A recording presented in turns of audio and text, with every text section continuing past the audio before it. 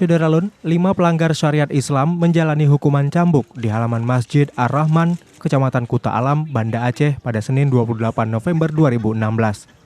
Dua mahasiswa yang dicambuk 100 kali tersebut adalah ZZA 19 tahun dan pasangan perempuannya RFN 19 tahun.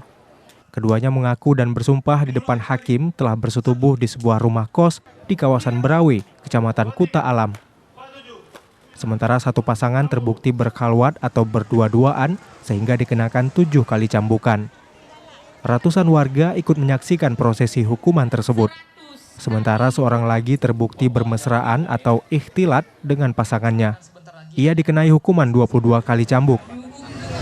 Mereka ditangkap kurang lebih 2 bulan yang lalu di Berawi oleh masyarakat, ya. Mungkin sekitar pukul 1 malam. Jadi setelah itu diserahkan kepada kami ya sebagai WH ya, WH yang melakukan penyidikan dan proses. Yang 100 itu nggak ada dikurangi? Tidak, Pak, karena itu hukuman hudud. Hukuman hudud itu memang sudah tidak ada dikurangi. Kelima terpidana melanggar Kanun Nomor 6 Tahun 2014 tentang hukum jinayat. Dari Banda Aceh, Hari Mahardika, Serambi On TV. Agar bersiap-siap terpidana